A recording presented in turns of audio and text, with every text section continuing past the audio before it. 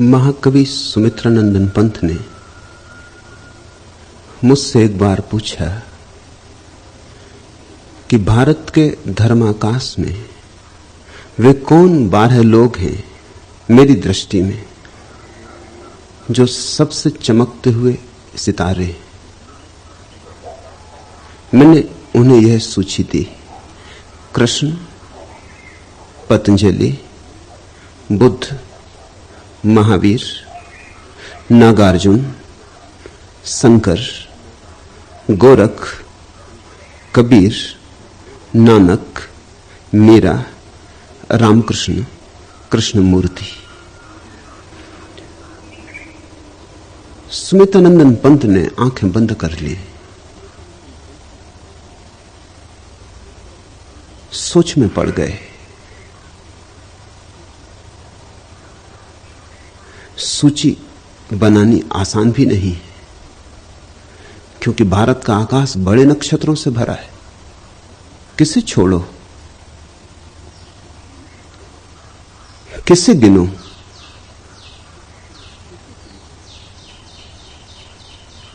वे प्यारे व्यक्ति थे, अति कोमल, अति माधुर्यपूर्ण स्त्रीण। वृद्धावस्था तक भी उनके चेहरे पर वैसी ही ताजगी बनी रही जैसी बनी रहनी चाहिए। वे सुंदर से सुंदरतर होते गए थे। मैं उनके चेहरे पर आते जाते भाव पढ़ने लगा। उन्हें अड़चन भी हुई थी। कुछ नाम जो स्वभावता होने चाहिए थे नहीं थे। राम का नाम नहीं था। उन्होंने आंख खोली और उनसे कहा, राम का नाम छोड़ दिया है आपने। मैंने कहा, मुझे 12 की ही सुविधा हो चुनने की, तो बहुत नाम छोड़ने पड़े। फिर मैंने 12 नाम ऐसे चुने हैं जिनकी कुछ मौलिक देन है। राम की कोई मौलिक देन नहीं है, कृष्ण की मौलिक देन है। इसलिए हिंदुओं ने भी उन्हें पूर्णावतार नहीं कहा। उन्होंने फिर मुझसे पूछा, तो फिर ऐसा करें 7 नाम मुझे दें। अब बात और कठिन हो गई थी। मैंने उन्हें 7 नाम दिए: कृष्ण, पतंजलि, बुद्ध, महावीर, शंकर, गोरख, कबीर। उन्होंने कहा, आपने जो 5 छोड़े, अब किस आधार पर छोड़े?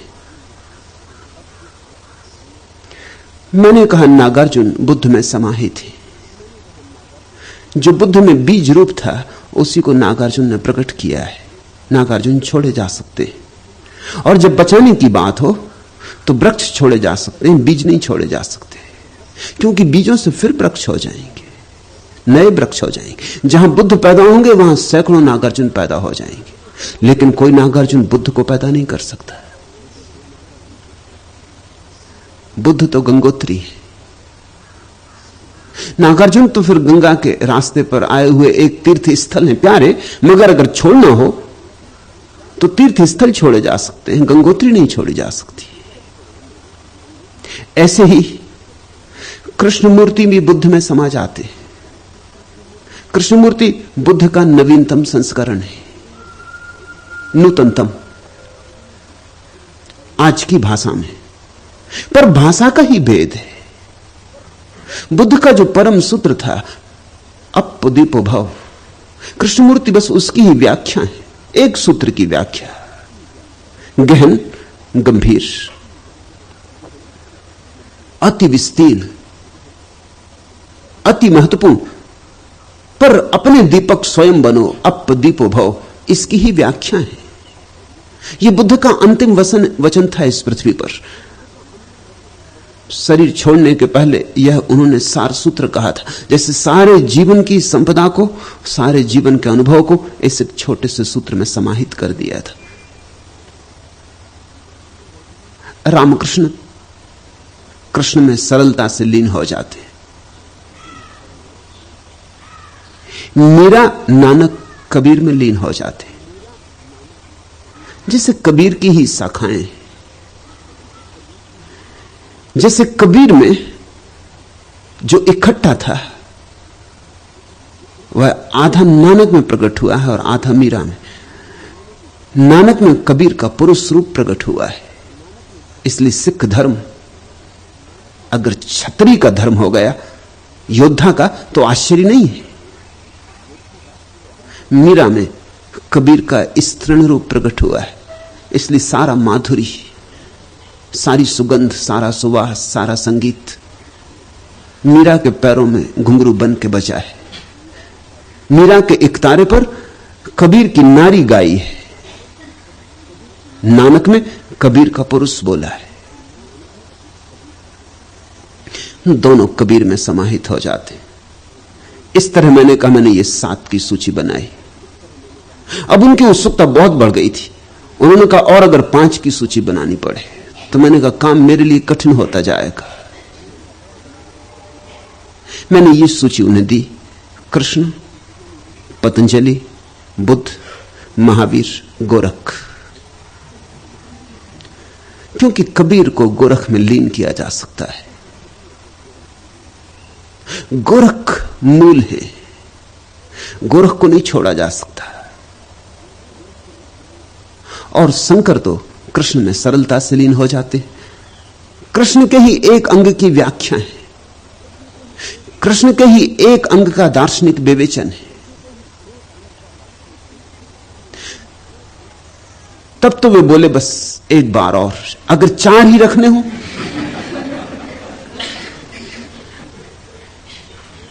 तो मैंने उन्हें सूची दी, कृष्ण, पतंजलि, बुद्ध, गोरख। क्योंकि महावीर बुद्ध से बहुत भिन्न नहीं है, थोड़े ही भिन्न है, जरा सा ही भेद है, वह भी अभिव्यक्ति का भेद है। बुद्ध की महिमा में महावीर की महिमा लीन हो सकती है।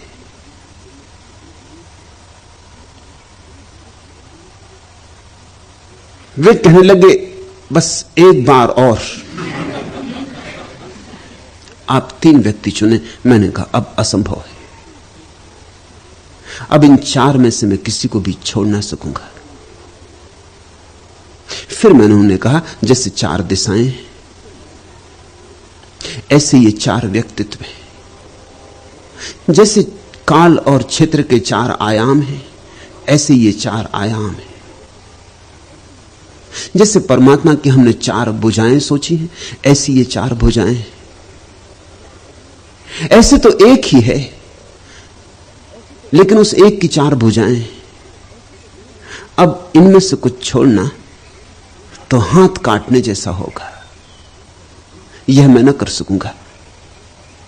अभी तक मैं आपकी बात मान के चलता रहा, संख्या कम करता चला गया, क्योंकि अभी तक जो अलग करना पड़ा वह वस्त्र था, अब अंग तोड़ने पड़ेंगे। अंग भंग मैं ना कर सकूंगा, ऐसी हिंसा आप ना करवाएं। वे कहने लगे कुछ प्रश्न उठ गए। एक तो ये कि आप महावीर को छोड़ सके, गोरख को नहीं। गोरख को नहीं छोड़ सकता हूं, क्योंकि गोरख से इस देश में एक नया ही सूत्रपात हुआ, महावीर से कोई नया सूत्रपात नहीं हुआ। वे अपूर्व पुरुष हैं, मगर जो सदियों से कहा गया था, उनके पहले जो 23 जैन तीर्थंकर कह चुके थे, उसकी ही पुनरुक्ति है। वे किसी यात्रा का प्रारंभ नहीं है, वे किसी नई श्रृंखला की पहली कड़ी नहीं, बल्कि अंतिम कड़ी है। गोरख एक श्रृंखला की पहली कड़ी, उनसे एक नए प्रकार के धर्म का जन्म हुआ, आविर्भाव हुआ। गोरख के बिना न तो कबीर हो सकते, न नानक हो सकते, न दादू, न वाजिद, न फरीद, न मीरा। गोरख के बिना ये कोई भी ना हो सकेंगे। इन सबके मौलिक आधार गोरख में। फिर मंदिर बहुत ऊंचा उठा, मंदिर पर बड़े सोने कलश चढ़े, लेकिन नींव का पत्थर नींव का पत्थर है। और स्वर्ण कलश दूर से दिखाई पड़ते हो, लेकिन नींव के पत्थर से ज्यादा मूल्यवान नहीं हो सकते। और नींव के पत्थर किसी को दिखाई भी नहीं पड़ते, मगर उन्हीं पत्थरों पर टिकी होती है सारी व्यवस्था, सारी भित्तियां, सारे शिखरों की पूजा होती। बुनियाद के पत्थरों को तो लोग भूल ही जाते, ऐसे ही गोरख भी भूल गए। लेकिन भारत की सारी संत परंपरा गोरख की ऋणी है। जैसे पतंजलि के बिना भारत में योग की कोई संभावना न रह जाएगी, जैसे बुद्ध के बिना ध्यान की आधारशिला उखड़ जाएगी, जैसे कृष्ण के बिना प्रेम की अभिव्यक्ति को मार्ग न मिलेगा, ऐसे गोरख के बिना उस परम सत्य को पाने के लिए विधियों की जो तलाश शुरू हुई, साधना की जो व्यवस्था बनी, वह न बन सकेगी। गोरख ने जितना आविष्कार किया मनुष्य के भीतर अंतर खोज के लिए, उतना शायद किसी ने भी नहीं किया है। उन्होंने इतनी विधियां दी कि अगर विधियों के हिसाब से सोचा जाए तो गोरख सबसे बड़े आविष्कारक हैं। इतने द्वार तोड़े मनुष्य के अंतरतम में जाने के लिए, इतने द्वार तोड़े कि लोग द्वारों में उलझ गए। इसलिए हमारे पास एक शब्द चल पड़ा, गोरख को तो लोग भूल गए, गोरख धंधा शब्द चल पड़ा। उन्होंने इतनी विधियां दी कि लोग उलझ गए कि कौन सी ठीक, कौन सी गलत, कौन सी करें, कौन सी छोड़ें। उन्होंने इतने मार्ग दिए कि लोग किम कर्तव्य विमूढ़ हो गए। इसलिए गोरख धंधा शब्द बन गया। अब कोई किसी चीज में उलझाओ तो हम कहते हैं क्या गोरख धंधे में उलझे। गोरख के पास अपूर्व व्यक्तित्व था, जैसे आइंस्टीन के पास व्यक्तित्व था। जगत के सत्य को खोजने के लिए जो पैने से पैने उपाय अल्बर्ट आइंस्टीन दे गया, उसके पहले किसी ने भी नहीं दिए थे। हां, अब उनका विकास हो सकेगा, अब उन पर और धार रखी जा सकेगी, मगर जो प्रथम काम था वह आइंस्टीन ने किया। जो पीछे आएंगे वो नंबर 2 होंगे, वह प्रथम नहीं हो सकते। राह पहली तो आइंस्टीन ने तोड़ी, अब इस राह को पक्का करने वाले, मजबूत करने वाले, मील के पत्थर लगाने वाले, सुंदर बनाने वाले, सुगम बनाने वाले बहुत लोग आएंगे, मगर आइंस्टीन की जगह अब कोई भी नहीं ले सकता। ऐसी ही घटना अंतर जगत में गोरख के साथ घटी। लेकिन गोरख को लोग भूल क्यों गए? मील के पत्थर याद रह जाते, राह तोड़ने वाले भूल जाते, राह को सजाने वाले याद रह जाते, राह को पहली बार तोड़ने वाले भूल जाते। भूल जाते हैं इसलिए कि जो पीछे आते हैं उनको सुविधा होती है संवारने की। जो पहले आता है वो तो अनगढ़ होता है, कच्चा होता है। गोरख जैसे खदान से निकले हीरे हैं। अगर गोरख और कबीर बैठे हो तो तुम कबीर से प्रभावित होगे, गोरख से नहीं, क्योंकि गोरख तो खदान से निकले हीरे, और कबीर जिन पर जौहरियों ने खूब मेहनत की, जिन पर खूब छेनी चली, जिनको खूब निखार दिया गया। यह तो तुम्हें पता है ना कि कोहिनूर हीरा जब पहली दफा मिला तो जिस आदमी को मिला था उसे पता भी नहीं था कि कोहिनूर है। उसने बच्चों को खेलने के लिए दे दिया था, समझ के कोई रंगीन पत्थर है।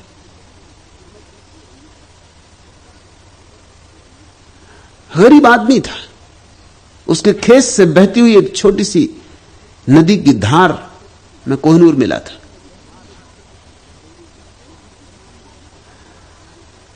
महीनों उसके घर पड़ा रहा कोहिनूर, बच्चे खेलते रहे, फेंकते रहे, इस कोने से उस कोने, आंगन में पड़ा रहा। तुम पहचान ना पाते कोहिनूर को। कोहिनूर का मूल वजन 3 गुना था आज के कोहिनूर से।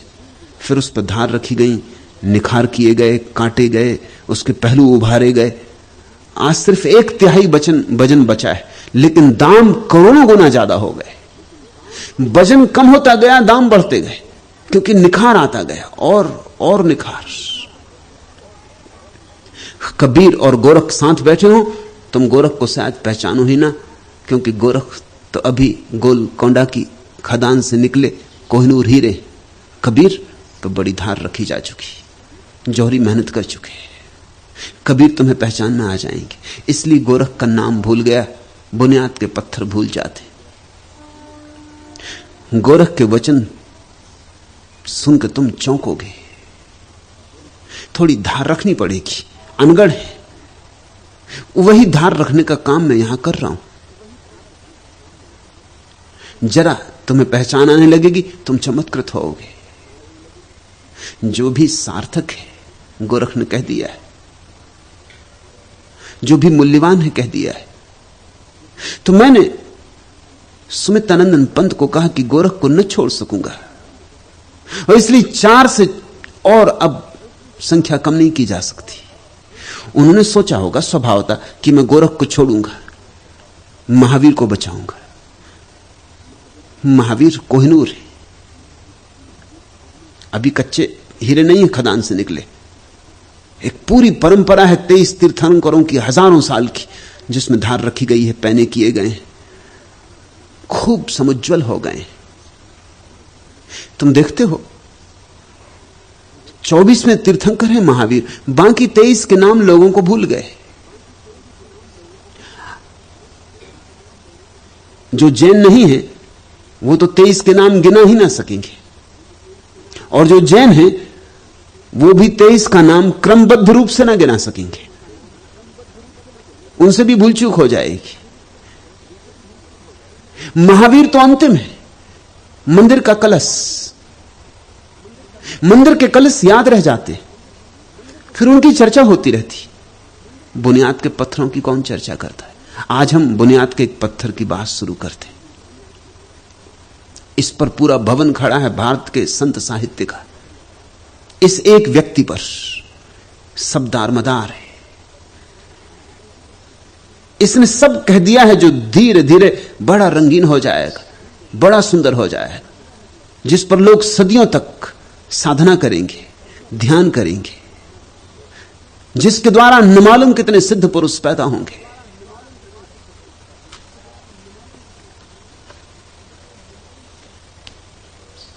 मरो हे जोगी मरो,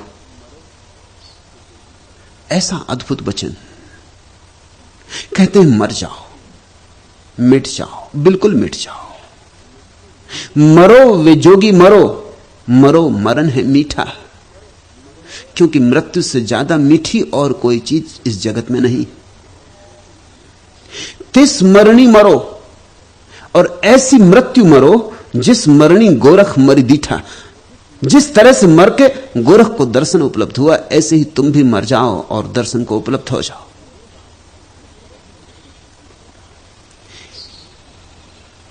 एक मृत्यु है जिससे हम परिचित हैं, जिसमें देह मरती है, मगर हमारा अहंकार और हमारा मन जीवित रह जाता है। वही अहंकार नए गर्भ लेता है, वही अहंकार नई वासनाओं से पीड़ित हुआ फिर यात्रा पर निकल जाता है। एक देह से छूटा नहीं कि दूसरी देह के लिए आतुर हो जाता है। तो यह मृत्यु तो वास्तविक मृत्यु नहीं। मैंने सुना है एक आदमी ने गोरख से कहा कि मैं आत्महत्या करने की सोच रहा हूं। गोरख ने कहा जाओ और करो, और मैं तुमसे कहता हूं तुम बहुत करके चौंकोगे। उस आदमी ने कहा मतलब? मैं आया था कि आप मुझे समझाएंगे कि मत करो। मैं और साधुओं के पास भी गया, सभी ने समझाया कि भाई ऐसा मत करो, आत्महत्या बड़ा पाप है। गोरख ने कहा पागल हुए हो, आत्महत्या कोई कर ही नहीं सकता, कोई मर ही नहीं सकता, मरना संभव नहीं है। मैं तुमसे कह देता हूं करो, करके बहुत चौंकोगे, करके पाओगे कि अरे देह तो छूट गई, मैं तो वैसा का वैसा हूं। और अगर असली आत्महत्या मरनी हो तो फिर मेरे पास रुक जाओ। छोटे मोटा खेल करना हो तो तुम्हारी मर्जी, कूद जाओ किसी पहाड़ी से, लगा लो गर्दन में फांसी। असली मरना हो तो रुक जाओ मेरे पास, मैं तुम्हें वो कला दूंगा जिससे महामृत्यु घटती फिर दोबारा आना ना हो सकेगा। लेकिन वह महामृत्यु भी सिर्फ हमें महामृत्यु मालूम होती, इसलिए उसको मीठा कह रहे हैं। मरो वे जोगी मरो, मरो मरण है मीठा। तिस मरणी मरो जिस मरणी गोरख मर दीठा। ऐसी मृत्यु तुम्हें सिखाता हूं, गोरख कहते, जिस मृत्यु से गुजर के मैं जागा। सोने की मृत्यु हुई, मेरी नहीं। अहंकार मरा, मैं नहीं। द्वैत मरा, मैं नहीं। द्वैत मरा तो अद्वैत का जन्म हुआ, समय मरा तो शाश्वतता मिली।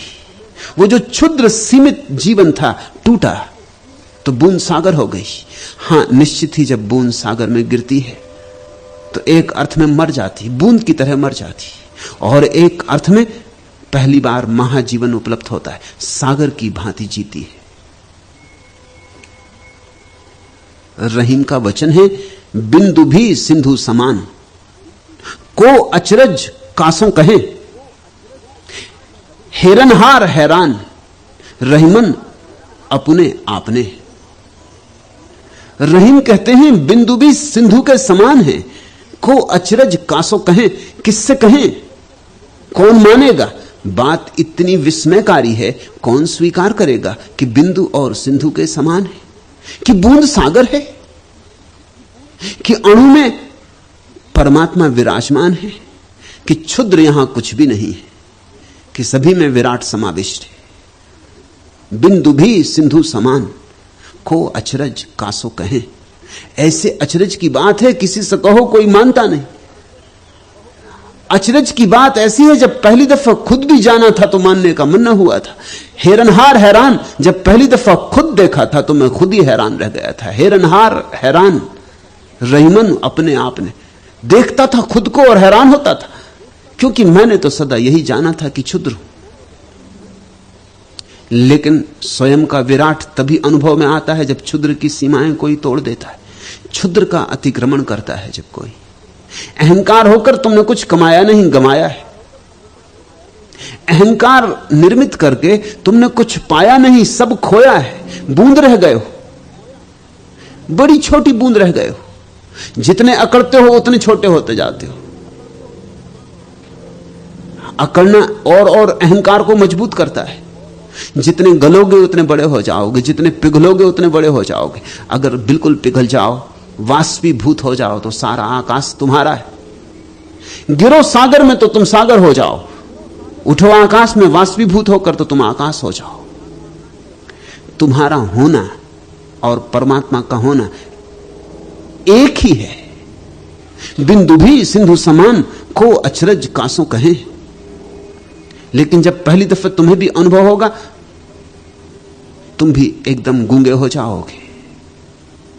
गूंगे केरी सरकरा, अनुभव तो होने लगेगा, स्वाद तो आने लगेगा, अमृत तो भीतर झरने लगेगा कंठ में, मगर कहने के लिए शब्द ना मिलेंगे। को अचरज कासों कहें, कैसे कहें, बात इतने अचरज की है।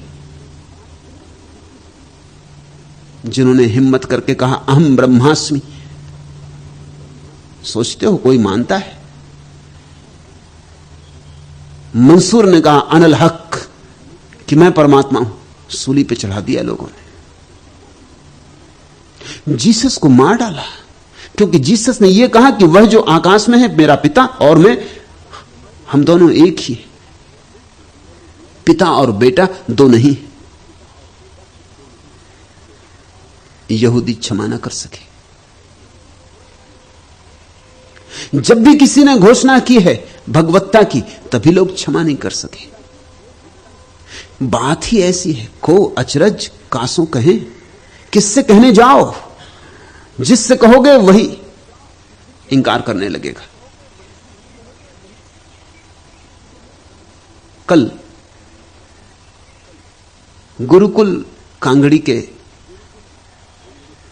भूतपूर्व उपकुलपति सत्यव्रत का आश्रम में आना हुआ।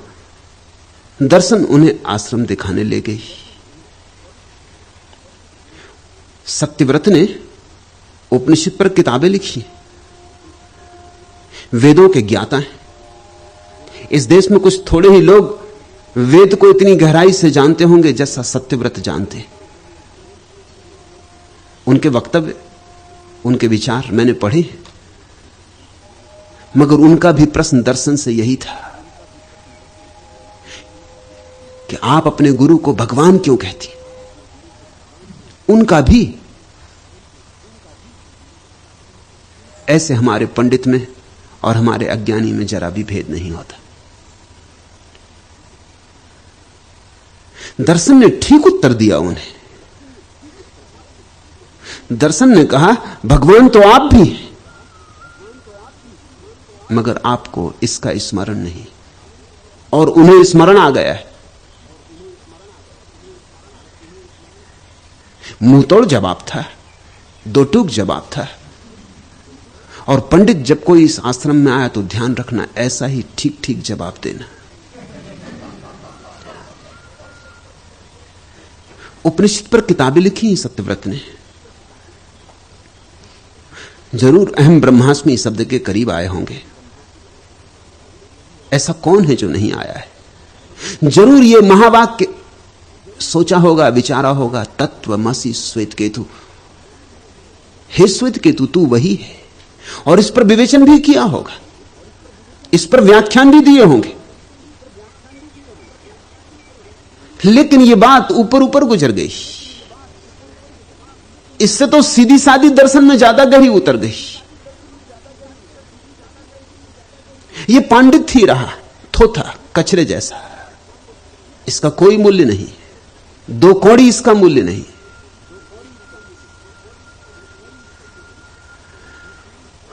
उपनिषद कहते हैं कि तुम वही हो, और उपनिषद कहते हैं मैं ब्रह्म हूं। फिर भी तुम पूछे चले जा रहे हो कि क्यों किसी को भगवान कहें। मैं तुमसे पूछता हूं, ऐसा कौन है जिसको भगवान न कहें?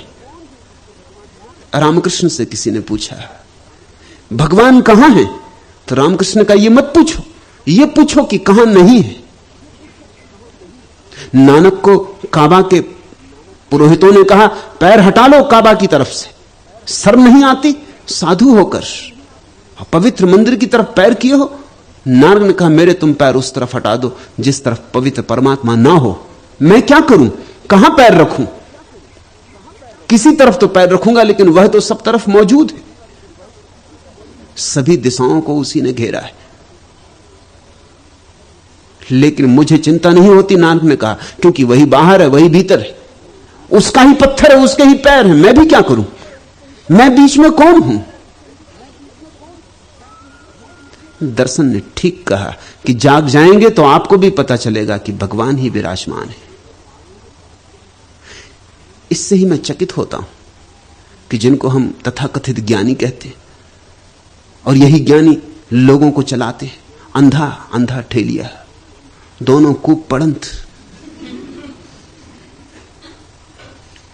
बड़ी बड़ी उपाधियां हैं, सत्यव्रत, सिद्धांत अलंकार, सिद्धांत के जानने वाले। सिद्धि के बिना कोई सिद्धांत को नहीं जानता। शास्त्र पढ़ के कोई सिद्धांत नहीं जाने जाते, स्वयं में उतर के जाने जाते। बिंदु भी सिंधु समान, को अचरज कासो कहें, हैरन हार हैरान, रहीमन अपने आपने। रहीम कहते हैं अपने भीतर देखा तो मैं खुद ही हैरान रह गया हूं, चकित, अवाक। खुद ही भरोसा नहीं आ रहा कि मैं और परमात्मा, ये जो उठ रही है वाणी भीतर से, अनलहक का नाद उठ रहा है, ये जो अहम ब्रह्मास्मि की गूंज आ रही, ये जो ओंकार जग रहा है, मुझे ही भरोसा नहीं आता कि मैं रहीम, मैं मेरा जैसा क्षुद्र साधारण आदमी, मैं और भगवान बिंदु भी सिंधु समान। अब मैं किससे कहूं? खुद ही भरोसा नहीं आता तो किससे कहूं? इसका ही भरोसा दिलाने को यहां मैं तुम्हें बैठा हूं।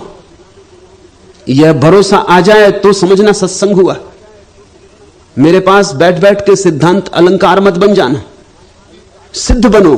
इससे कम में कुछ भी ना होगा, इससे कम का कोई मूल्य नहीं।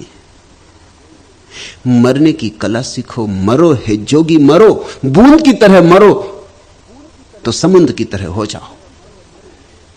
मृत्यु की कला ही महाजीवन को पाने की कला है।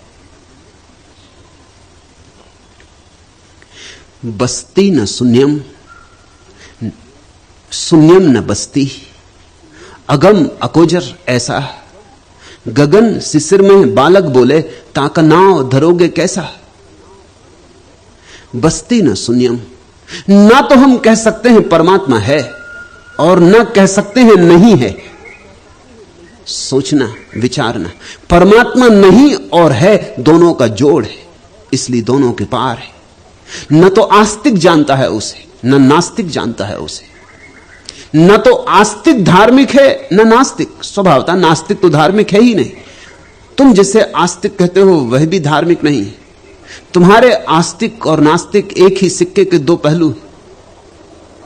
आस्तिक कहता है, नास्तिक कहता है नहीं है। दोनों ने आधा आधा चुना है। परमात्मा है और नहीं है, दोनों साथ साथ, एक साथ, युगपत। उसके होने का ढंग नहीं होने का ढंग है। उसकी पूर्णता शून्य की पूर्णता है। उसकी उपस्थिति अनुपस्थिति जैसी है।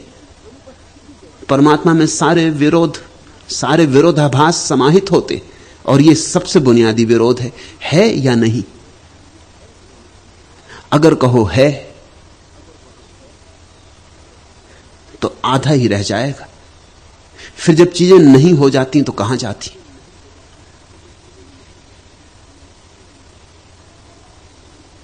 नहीं होकर भी तो कहीं होती होंगी, नहीं होकर भी तो कहीं बनी रहती होंगी। एक वृक्ष है, बड़ा वृक्ष, उस पर एक बीज लगा, वृक्ष मर जाएगा। अब तुम बीज को बो दो, फिर वृक्ष हो जाएगा। बीज क्या था? वृक्ष का नहीं होना था, वृक्ष का नहीं रूप था। अगर तुम बीज को तोड़ते और खोजते तो वृक्ष तुम्हें मिलने वाला नहीं था। तुम कितनी ही खोज करो, बीज में वृक्ष नहीं मिलेगा। वृक्ष कहां गया? लेकिन किसी न किसी अर्थ में बीज में वृक्ष छिपा है। अब अनुपस्थित होकर छिपा है, तब उपस्थित होकर प्रकट हुआ था, अब अनुपस्थित होकर छिपा है। बीज को फिर बो दो जमीन में, फिर सम्यक सुविधा जुटा दो, फिर वृक्ष हो जाएगा। और ध्यान रखना, जब वृक्ष होगा तो बीज खो जाएगा, दोनों साथ नहीं होंगे। वृक्ष खोता है, बीज हो जाता है, बीज खोता है, वृक्ष हो जाता है। ये एक ही सिक्के के दो पहलू। तुम दोनों पहलू एक साथ नहीं देख सकते, या कि देख सकते हो, तुम कोशिश करना। सिक्का तो छोटी सी चीज है, हाथ में रखा जा सकता है। दोनों पहलू पूरे पूरे एक साथ देखने की कोशिश करना, तुम मुश्किल में पड़ जाओगे। जब एक पहलू देखोगे दूसरा नहीं दिखाई पड़ेगा, जब दूसरा देखोगे पहला खो जाएगा। लेकिन पहले के खो जाने से क्या तुम कहोगे कि नहीं है? सृष्टि भी परमात्मा का रूप है, प्रलय भी। उसका एक रूप है अभिव्यक्ति और एक रूप है अनभिव्यक्ति। जब तुम तार छिड़ देते हो वीणा के, संगीत जगता है। अभी अभी कहां था? क्षण भर पहले कहां था? शून्य में था तो जरूर, न होता तो पैदा नहीं हो सकता था, छिपा पड़ा था किसी गहन गुफा में। तुमने तार क्या छेड़े, पुकार दे दी। तुमने तार छेड़कर प्रेरणा दे दी। गीत तो सोया पड़ा था, जाग उठा। संगीतज्ञ स्वर पैदा नहीं करता, सिर्फ जगाता है, सोए को जगाता। कौन स्वर पैदा करेगा? स्वर पैदा करने का कोई उपाय नहीं है। इस जगत में न तो कोई चीज बनाई जा सकती है और न मिटाई जा सकती। अब तो विज्ञान भी इस बात से सहमत है। तुम रेत के एक छोटे से कण को भी मिटा नहीं सकते और न बना सकते हो। न तो कुछ बनाया जा सकता है, न कुछ घटाया जा सकता है। जगत उतना ही है जितना है, लेकिन फिर भी चीजें बनती और मिटती। तो इसका अर्थ हुआ जैसे पर्दे के पीछे चले जाते हैं रामलीला के खेल करने वाले लोग, फिर पर्दे के बाहर आ जाते। पर्दा उठा और पर्दा गिरा। वृक्ष विदा हो गया, पर्दा गिर गया। वृक्ष पर्दे की ओर चला गया, बीज हो गए। पर्दा उठा, बीज फिर वृक्ष हुआ। जब तुम एक व्यक्ति को मरते देखते हो तो तुम क्या देख रहे हो?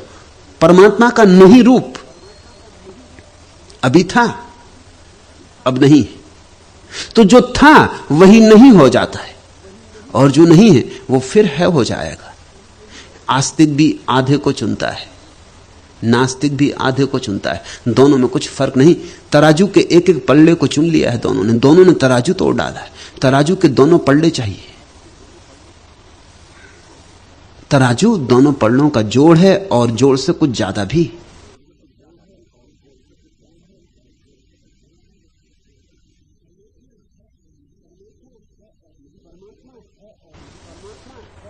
परमात्मा है और नहीं का जोड़ है और दोनों से कुछ ज्यादा भी। आस्तिक भी भयभीत है, नास्तिक भी भयभीत है।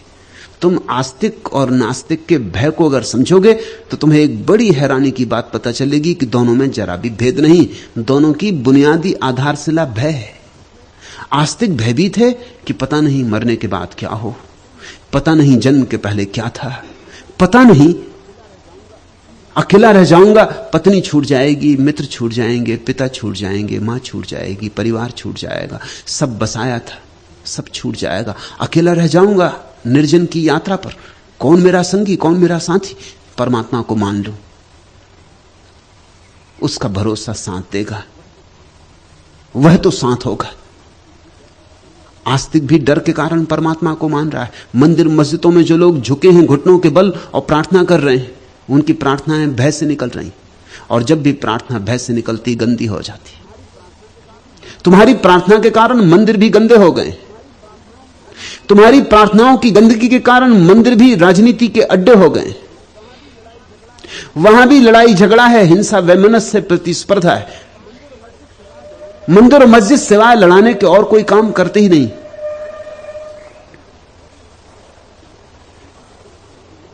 आस्तिक भयभीत है, नास्तिक भी मैं कहता हूं भयभीत है। तो तुम थोड़ा चौंकोगे, क्योंकि आमतौर से लोग सोचते हैं अगर नास्तिक भयभीत होता तो परमात्मा को मान लेता। लोग कोशिश करके हार चुके हैं, उसे डरा डरा के उसको डरवाते हैं नरक से, वहां के बड़े दृश्य खींचते हैं, बड़े विहंगम दृश्य, बिल्कुल तस्वीर खड़ी कर देते हैं नरक की। आग की लपटें, जलते हुए कड़ाहे, बीभत्स शैतान सताएंगे बुरी तरह, मारेंगे बुरी तरह, आग में जलाएंगे बुरी तरह। इतना डरवाते हैं, फिर भी नास्तिक मानता नहीं ईश्वर को। तो लोग सोचते हैं शायद नास्तिक बहुत निर्भय है। बात गलत है। जो मनस की खोज में गहरे जाएंगे वो पाएंगे कि नास्तिक भी ईश्वर को इसलिए इंकार कर रहा है कि वो भयभीत है। उसका इंकार भय से ही निकल रहा है। अगर ईश्वर है तो वो डरता है, तो फिर नरक भी होगा, तो फिर स्वर्ग भी होगा, तो फिर पाप भी होगा, पुण्य भी होगा। अगर ईश्वर है तो फिर किसी दिन जवाब भी देना होगा। अगर ईश्वर है तो फिर कोई आंख हमें देख रही है, कोई हमें परख रहा है, कहीं हमारे जीवन का लेखा जोखा रखा जा रहा है और हम किसी के सामने उत्तरदायी हैं, और हम ऐसे ही बचना निकलेंगे। अगर ईश्वर है तो फिर हमें अपने को बदलना पड़ेगा, फिर हमें इस ढंग से जीना होगा कि हम उसके सामने सिर उठा के खड़े हो सके। और अगर ईश्वर है तो एक और घबराहट पकड़ती है नास्तिक को, अगर ईश्वर है तो मुझे उसे खोजना भी होगा, जीवन दांव पे लगाना होगा। यह सस्ता सौदा नहीं है। अच्छा यही हो कि ईश्वर ना हो तो छुटकारा हुआ। ईश्वर के साथ ही छुटकारा हो गया, स्वर्ग से भी नरक से भी। न नरक का डर रहा, ना स्वर्ग खोने का डर रहा, न ये भय रहा कि जो मंदिर में पूजा कर रहे हैं ये स्वर्ग चले जाएंगे। है ही नहीं। कौन स्वर्ग गया है, कौन जाएगा, कहां जाएगा? आदमी बचता ही नहीं मरने के बाद, इसलिए कैसा पुण्य कैसा पाप। चार्वाकों ने, जो कि नास्तिक परंपरा के मूल स्रोत हैं, उन्होंने कहा फिक्र मत करो, ऋणम कृत्वा घृतम पिबेत। पियो, अगर ऋण लेके भी घी पीना पड़े तो पियो, बेफिक्री से पियो, चुकाने की चिंता ही मत करो। कौन लेना कौन देना, मर गए सब पड़ा रह जाएगा, तुम्हारा भी और उसका भी, और पीछे कुछ बचता ही नहीं है। जब कोई बचता ही नहीं तो भय क्या? फिर पाप करना है पाप करो, बुरा करना है बुरा करो, जैसे जीना हो मौज से जियो। 2 दिन की जिंदगी है, ठाठ से जियो, फिक्र छोड़ो। दूसरे को चोट भी पहुंचती हो, दूसरे की हिंसा भी होती हो तो चिंता ना लो। कैसी हिंसा, कैसी चोट, ये सब पुरोहितों का जाल है तुम्हें डरवाने के लिए। मगर अगर हम चार्वाक चित्त के भीतर भी प्रवेश करें तो वही डर है। वो परमात्मा को इंकार कर रहा है डर के कारण।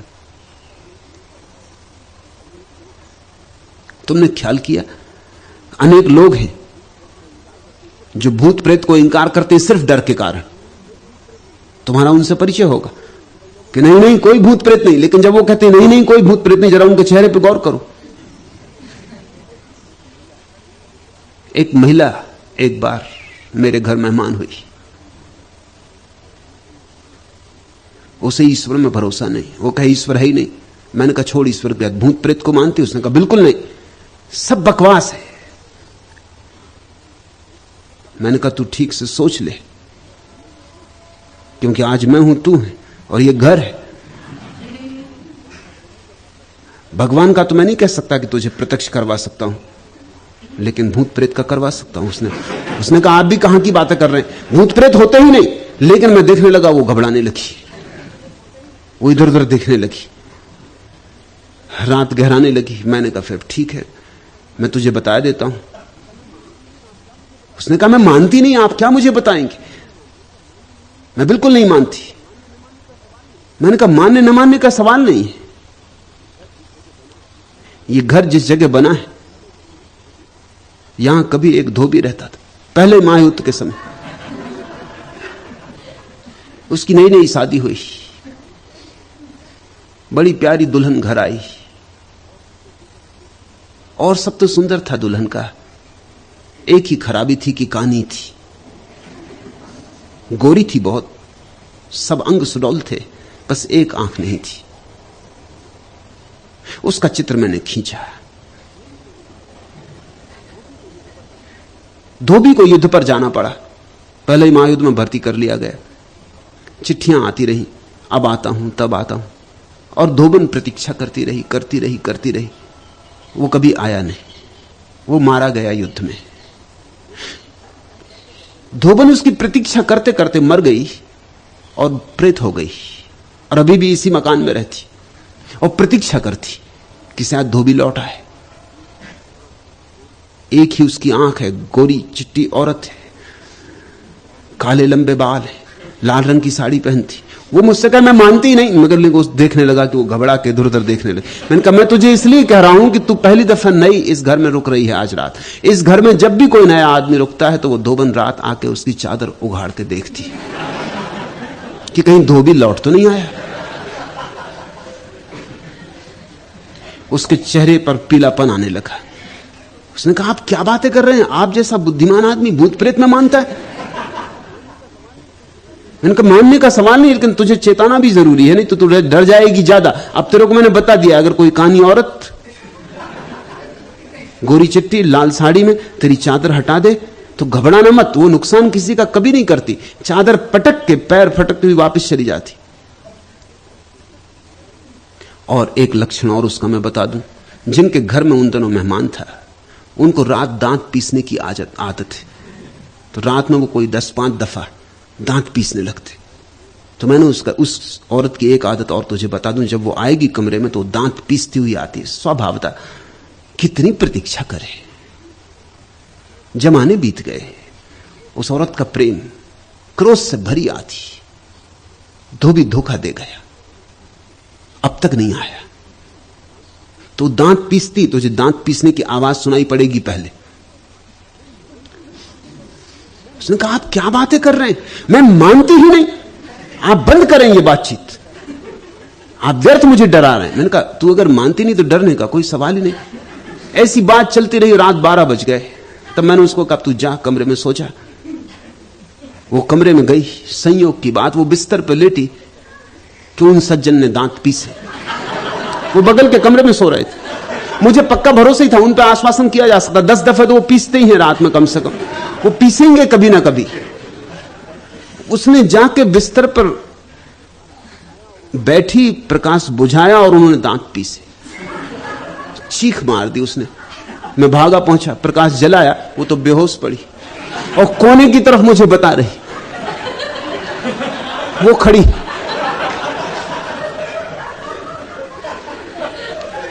उसको मैंने लाख समझाया कि कोई भूत प्रेत नहीं होता। उसने कहा मैं मान ही नहीं सकती। होते कैसे नहीं, वो सामने खड़ी। और जो आपने कहा था, एक आंख, गोरा चिट्टा रूप, काले बाल, लाल साड़ी और दांत पीस रही। रात भर परेशान होना पड़ा मुझे, क्योंकि वो न सोए न सोने दे। वो कहे मैं आज सो ही नहीं सकती, अब मैं सोऊंगी वो फिर आएगी, और आप कहते हैं चादर उठाएगी, इतने पास आ जाएगी। मैं उसको कहूं कि कोई भूत प्रीत होते हैं, सब कल्पना में। तो कहानी कह रहा था तेरे से, तुझे सिर्फ उसको तो रात बुखार आ गया, रात को डॉक्टर बुलाना पड़ा। और जिनके घर में मेहमान था वो कहने लगे कि आप भी फिजूल के उपद्रव खड़े कर ले। वो महिला दूसरे दिन सुबह चली गई, फिर कभी नहीं आई। उसको मैंने कई दफा खबर भिजवाई कि भाई कभी तो आओ, उस घर में पैर नहीं रख सकती हूं। मैं उसको समझाऊं कहीं भूत प्रेत होते हैं, वो कहे आप छोड़ो ये बात, किसको समझा रहे हैं, मुझे खुद ही अनुभव हो गया। ख्याल करना अक्सर ऐसा हो जाता है कि तुम जिस चीज से डरते हो उसको इंकार करते हो। इंकार इसलिए करते हो ताकि तुम्हें यह भी याद न रहे कि मैं डरता हूं। है ही नहीं तो डरना क्या है। आस्तिक और नास्तिक में जरा भी भेद नहीं है। एक विधायक रूप से भयभीत है, एक नकारात्मक रूप से भयभीत है। बस ऋण और धन का फर्क है, मगर भय दोनों का है।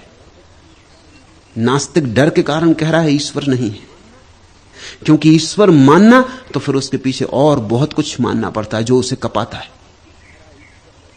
आस्तिक कह रहा है ईश्वर है,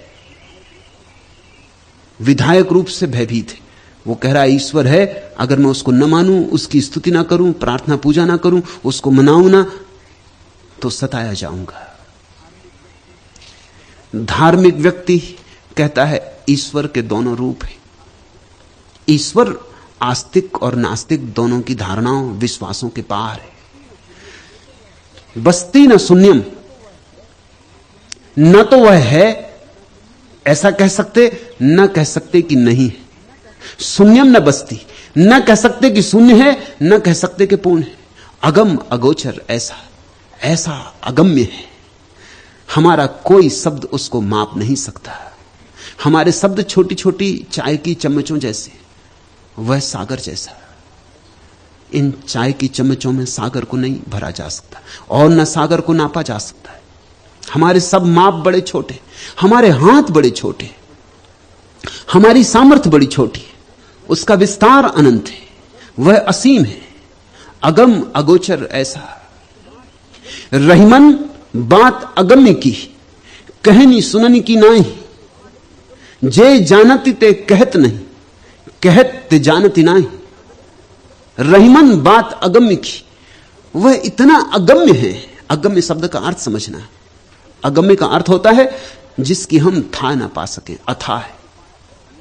लाख करें उपाय और थाह ना पा सके, क्योंकि उसकी थाह है ही नहीं।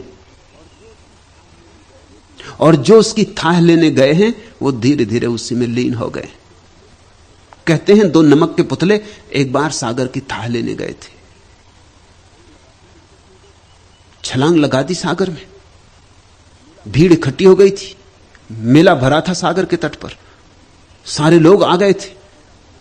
फिर दिनों तक प्रतीक्षा होती रही, फिर मेला धीरे धीरे उजड़ भी गया। वो नमक के पुतले न लौटे सो न लौटे। नमक के पुतलों को थाह भी ना मिली और खुद भी मिट गए। हेरत हेरत है सखी, रहा कबीर हेराई। गए थे खोजने, खो गए। नमक के पुतले सागर की खोज में जाएंगे, कब तक बचेंगे? गल गए होंगे। सागर के ही हिस्से थे, इसलिए नमक के पुतले का ख्याल है। हम भी नमक के पुतले हैं, वह सागर। उसे खोजने जाएंगे, खो जाएंगे। अगम्य का अर्थ होता है सिर्फ अज्ञात नहीं, क्योंकि अज्ञात वह है जो कभी ज्ञात हो जाएगा। आज जो ज्ञात हो गया है कभी अज्ञात था। चांद पर आदमी नहीं चला था, अब आदमी चल लिया। अभी तक चांद अज्ञात था, अब ज्ञात हो गया। हमें अणु का रहस्य पता नहीं था, अब पता हो गया। परमात्मा अज्ञात नहीं है।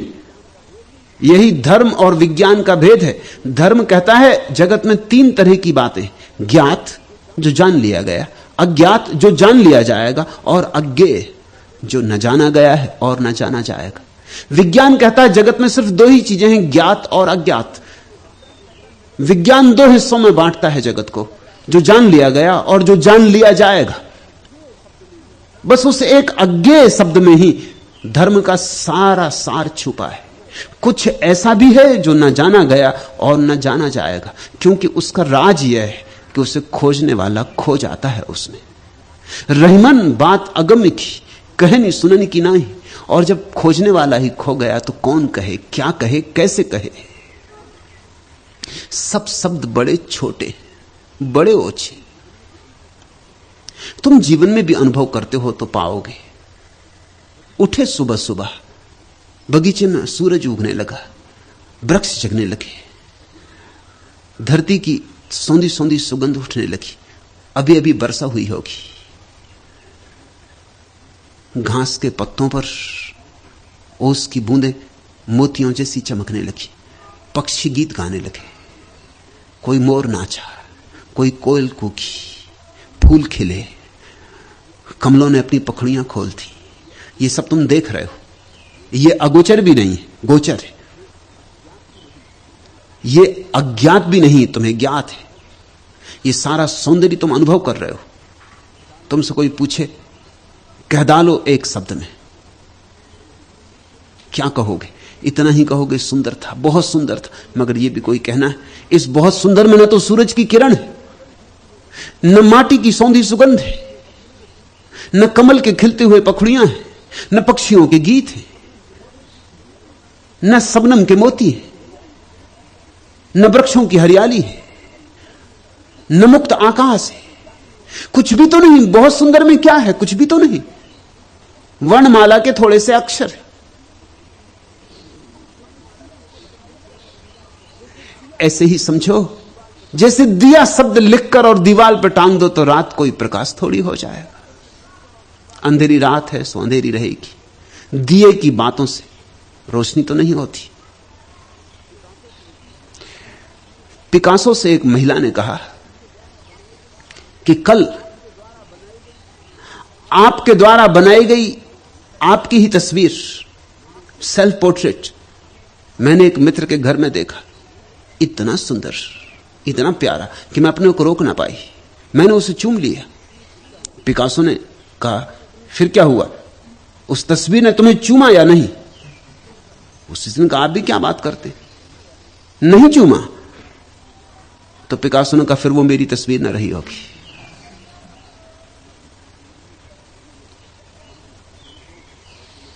मुल्ला नसरुद्दीन को उसके पड़ोसी ने कहा कि आपके साहबजादे को संभालो, अभी से लुच्चा है। कल मेरी पत्नी को पत्थर मारा। मुल्ला ने पूछा लगा? उसने कहा कि नहीं। तो उसने कहा वो किसी और के साहबजादे होंगे। मेरे साहबजादे के निशान तो लगते ही है, वो किसी और के होंगे, तुम गलती समझे। ऐसा ही पिकासो ने कहा कि वो मेरी तस्वीर न रही होगी, मैं तो नहीं था वो। चुंबन का उत्तर ही ना आया तो क्या खाक बात बनी? प्रत्युत्तर आना चाहिए।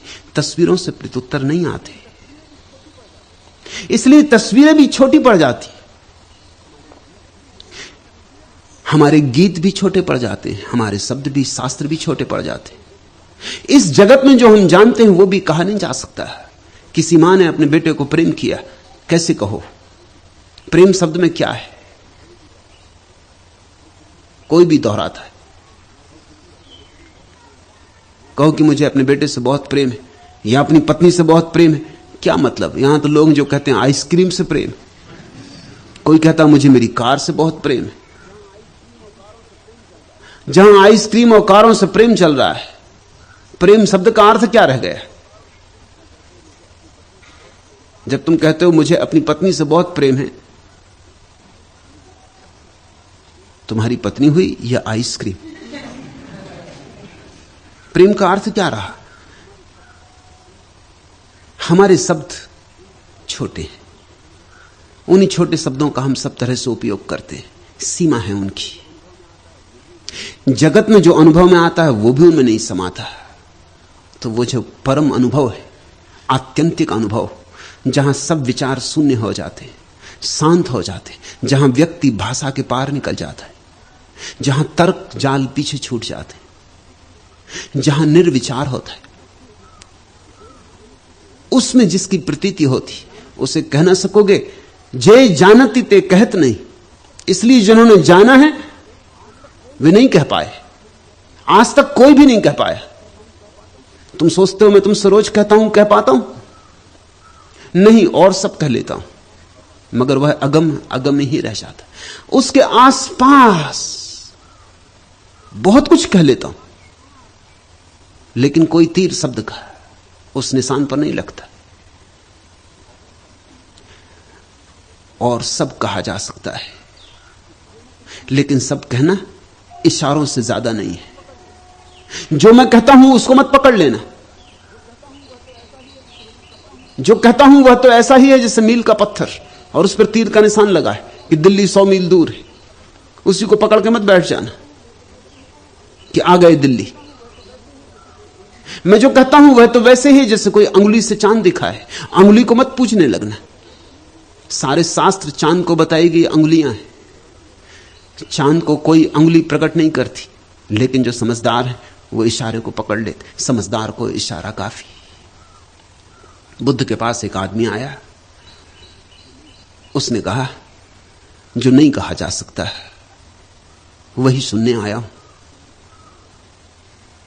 बुद्ध ने आंखें बंद कर ली। बुद्ध को आंखें बंद करे देख वह आदमी भी आंख बंद करके बैठ गया। आनंद पास ही बैठा था, बुद्ध का अनुचर, सदा का सेवक।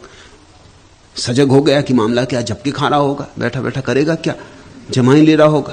देखा कि मामला क्या है। इस आदमी ने कहा जो नहीं कहा जा सकता वही सुनने आया हूं। और बुद्ध आंख बंद करके चुप भी हो गए और ये भी आंख बंद करके बैठ गया। दोनों किसी मस्ती में खो गए। कहीं दूर शून्य में दोनों का जैसे मिलन होने लगा। आनंद देख रहा है, कुछ हो जरूर रहा है, मगर शब्द नहीं कहे जा रहे, न इधर से न उधर से, न ओठ से बन रहे हैं शब्द, न कान तक जा रहे हैं शब्द, मगर कुछ हो जरूर रहा है। कुछ अदृश्य उपस्थिति उसे अनुभव हुई, जैसे किसी एक ही आभा मंडल में दोनों डूब गए। और वो आदमी आधी घड़ी बाद उठा, उसकी आंखों से आनंद के आंसू बह रहे। झुका, बुद्ध के चरणों में प्रणाम किए और कहा धन्य भाग मेरे। बस ऐसे एक आदमी की तलाश में था जो बिना कहे कहते, और आपने खूब सुंदरता से कह दिया। मैं तृप्त होकर जा रहा हूं। वह आदमी रोता आनंद मग्न बुद्ध से विदा हुआ। उसके विदा होते ही आनंद ने पूछा कि मामला क्या है, हुआ क्या? ना आप कुछ बोले ना उसने कुछ सुना। और जब वो जाने लगा, उसने आपके पैर छुए तो आपने इतने गहनता से उसे आशीष दिया, उसके सिर पे हाथ रखा जैसा आप शायद ही कभी किसी के सिर पे हाथ रखते हो। बात क्या, इसकी गुणवत्ता क्या थी? बुद्ध ने कहा आनंद तू जानता है, जब तू जवान था, हम सब जवान थे, सगे भाई थे, चचेरे भाई थे। बुद्ध और आनंद एक ही राजघर में पले थे, एक ही साथ बड़े हुए थे। तो तुझे घोड़ों से बहुत प्रेम था। तू जानता ना, कुछ घोड़े होते कि उनको मारो तो भी ठिठक जाते, मारते जाओ तो भी नहीं हटते, बड़े जिद्दी होते। फिर कुछ घोड़े होते हैं उनको जरा चोट करो कि चल पड़ते। फिर कुछ घोड़े होते हैं उनको चोट नहीं करनी पड़ती, सिर्फ कोड़ा फटकारो, आवाज कर दो, मारो मत, और चल पड़ते। और भी कुछ घोड़े होते हैं, तू जानता भली भांति, जिनको कोड़े की आवाज करना भी अपमानजनक मालूम होगा, जो सिर्फ कोड़े की छाया देखकर चलते। ये उन्हीं घोड़ों में से एक था, कोड़े की छाया। मैंने इससे कुछ कहा नहीं, मैं सिर्फ अपनी शून्यता में लीन हो गया। इससे बस मेरी छाया दिख गई, सत्संग हो गया। इसका नाम सत्संग। और ऐसा नहीं कि बुद्ध बोलते नहीं, जो बोलना ही समझ सकते हैं उनसे बोलते हैं। जो धीरे धीरे न बोलने को समझने लगते हैं उनसे नहीं भी बोलते। बोलना नहीं बोलने की तैयारी है। सत्संग के दो रूप हैं, एक जब गुरु बोलता है, क्योंकि अभी तुम बोलना ही समझ सकोगे, बोलना भी समझ जाओ तो बहुत। फिर दूसरी घड़ी आती, परम घड़ी, जब बोलने का कोई सवाल नहीं रह जाता। जब गुरु बैठता है, तुम पास बैठे होते हो। इस घड़ी को पुराने दिनों में उपनिषद कहते थे, गुरु के पास बैठना। इसी पास बैठने में हमारे उपनिषद पैदा हुए, उनका नाम भी उपनिषद पड़ गया। गुरु के पास बैठ बैठ के शून्य में जो संगीत सुना गया था उसको ही संग्रहित किया गया, उन्हीं से उपनिषद बने। उपनिषद का मतलब होता है पास बैठना, सत्संग नहीं। जे जानती ते कहत नहीं, कहत ते जानत नहीं। इसलिए जो कहता हो कि मैं तुम्हें ईश्वर जना दूंगा, सावधान हो जाना, तुम्हें धोखा दिया जाएगा, तुम्हें शब्द पकड़ा दिए जाएंगे। जो कहता हो कि मैंने जान लिया है उसे, उसका दावा घातक सिद्ध होगा। उसे जाना नहीं जाता, जो उसे जानता है वही हो जाता है।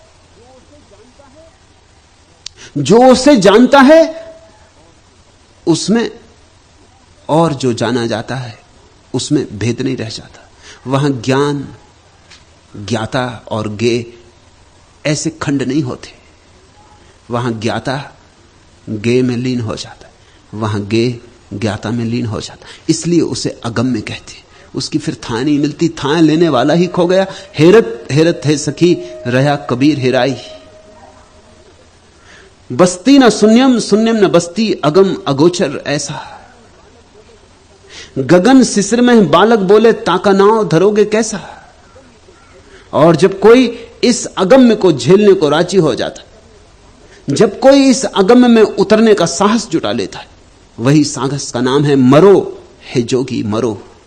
मरण है मीठा। तिस मरणी मरो, जिस मरणी गोरख मरी दीठा। मिट जाओ, मर जाओ तो दिखाई पड़े तो मिलन हो, खो जाओ तो खोज पूरी हो जाए। तो उसके भीतर मस्तिष्क की एक नई अभिव्यंजना होती। गगन शिशिर में बालक बोले, उसके सहस्त्रार में, उसके मस्तिष्क में शून्य पैदा हो जाता है। जब सब विचार विदा हो जाते, जब अहंकार विदा हो जाता है, जब मैं हूं ऐसा भाव ही नहीं रह जाता, जब वह सिर्फ होता है मौन, शांत, शून्य, इसको समाधि कहते हैं। जब समाधि फल जाती, जब तुम जागरूक होते हो मगर कोई चित्त में विचार की धारा नहीं बहती, विचार का मार्ग शून्य हो गया, शांत हो गया, कोई यात्री नहीं चलते, निर्विचार निर्विषय चित्त हो गया। तुम सिर्फ शुद्ध दर्पण रह गए जिसमें अब कोई छाया नहीं बनती, कोई प्रतिबिंब नहीं बनता। इस अवस्था में तुम्हारे भीतर का कमल खिलता है, तुम्हारे मस्तिष्क में शून्य का जन्म होता है। वहां कोई चीज भरने वाली नहीं रह जाती, तुम सिर्फ एक खाली पवित्र रिक्तता मात्र रह जाते हो। गगन शिशिर में बालक बोले, और तब उसकी निर्दोष आवाज जैसे छोटे बच्चे की किलकारी, जैसे अभी अभी पैदा हुए बच्चे की आवाज, नई नई ताजी ताजी सद्ध स्नात, नहाई नहाई कुंवारी आवाज सुनाई पड़ती, उसका नाद अनुभव होता है। ऐसी अवस्था में मोहम्मद ने कुरान को सुना, ऐसी अवस्था में ऋषियों ने वेद सुने, ऐसी ही अवस्था में जगत के सारे महत्वपूर्ण शास्त्रों का जन्म हुआ है। वे सभी अपरों से, पुरुष ने उनका निर्माण नहीं किया है, आदमी के हाथ उनमें नहीं लगे, परमात्मा बहा है, आदमी तो सिर्फ मार्ग बना है। गगन शिशिर में बालक बोले, ताका नाव धरोगे कैसा। और वह निर्दोष स्वर जब भीतर उठता है तो उसे कोई नाम नहीं दिया जा सकता, वह अनाम है, उसे कोई विशेषण भी नहीं दिया जा सकता, क्योंकि सब विशेषण सीमा बांध देंगे, और वह असीम है, वह अनंत है। बिंदु सिंधु हो गया, बूंद उड़ गई, आकाश हो गई। अब कौन बोले, क्या बोले। वहां से जब कोई लौटता है तो गूंगा, बिल्कुल गूंगा हो जाता है। बोलता है बहुत और बातें बोलता है, कैसे वहां तक पहुंचो ये बोलता है, किस मार्ग से पहुंचो ये बोलता है, किसी विधि विधान से पहुंचोगे ये बोलता है। लेकिन वहां क्या हुआ इस संबंध में बिल्कुल चुप रह जाता है। कहता तुम ही चलो, तुम ही देखो, झरोखा कैसे खोलोगे ये विधि बता देता हूं, ताली कौन सी चलाओगे जिससे ताला खुल जाए ये बता देता हूं, मगर जो दर्शन होगा वह तो तुम जाओगे तभी होगा। उस दर्शन को उधार कोई किसी को दे नहीं सकता। हंसीबा खेलीबा धरीबा ध्यानम। लेकिन जिसको यह अनुभव हो गया है उसके जीवन में तुम्हें कुछ चीजें दिखाई पड़ने लगेंगी। बड़े प्यारे वचन हैं, बड़े गहरे वचन हैं। हंसीबा खेलीबा धरीबा ध्यानम। उसे तुम देखोगे हंसते हुए खेलते हुए, जीवन उसके लिए लीला हो गई। उसे तुम गंभीर नहीं पाओगे। यह कसौटी है सदगुरु की। उसे तुम गंभीर और उदास नहीं पाओगे, तुम उसे हंसता हुआ पाओगे। हंसीबा खेलीबा धरीबा ध्यानम। उसके लिए सब हंसी खेल है, सब लीला है। इसलिए हमने कृष्ण को पूर्ण अवतार कहा। राम गंभीर है, छोटी छोटी बात का हिसाब रखते, नियम मर्यादा से चलते, मर्यादा पुरुषोत्तम। कृष्ण अमर्याद है, न कोई नियम है न कोई मर्यादा है। कृष्ण के लिए जीवन लीला है।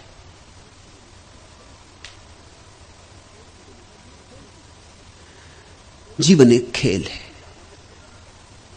इसको खेल से ज्यादा मत लेना। खेल से ज्यादा लिया कि बस उलझे। नाटक समझो, अभिनय समझो। अभिनय में कोई परेशान थोड़ी होता है। जो अभिनय मिल गया उसी को मस्ती से कर देता है। रावण भी बनना पड़ता है रामलीला में किसी को, तो कुछ परेशान थोड़ी होता है। कोई दिल ही दिल में रोता थोड़ी कि हां मैं कैसा अभागा कि मुझे रावण बनना पड़ा। पर्दा हटते ही राम और रावण सब बराबर हो जाते। यहां एक दूसरे की जान लेने को उतारू थे, पर्दे के पीछे जाकर देखना बैठे चाय पी रहे, गपशप कर रहे हैं। सीता जी दोनों के बीच में बैठी।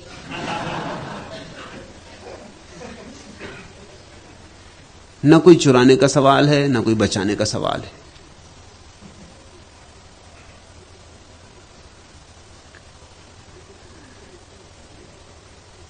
जीवन एक अभिनय है, लेकिन उसी के लिए पूर्ण अभिनय हो पाता है जो शून्य को उपलब्ध हो जाता है। हंसीबा खेलीबा धरीबा ध्यानम। फिर तो ध्यान भी खेल ही है, हंसी ही है। मुझसे लोग पूछते हैं कि यह आपका आश्रम कैसा? यहां लोग हंसते हैं, नाचते हैं, खेलते हैं, कूदते हैं। और कैसा आश्रम हो सकता है? हंसीबा खेलीबा धरीबा ध्यानम। अहिनिस कथिवा ब्रह्म ज्ञानम। और फिर तो वह जो भी बोलता है वही ब्रह्म ज्ञान है। अहिनिस, जैसे उठता है, जैसे बोलता है। चुप रह जाए तो चुप रहने में ब्रह्म ज्ञान है, बोले तो बोलने में ब्रह्म ज्ञान है, नाचे तो नाचने में ब्रह्म ज्ञान है, और शांत बैठ जाए तो शांत बैठ जाने में ब्रह्म ज्ञान है। उसका सारा व्यक्तित्व ब्रह्म को समर्पित हो गया, समग्र को समर्पित हो गया। अब वह व्यक्ति अलग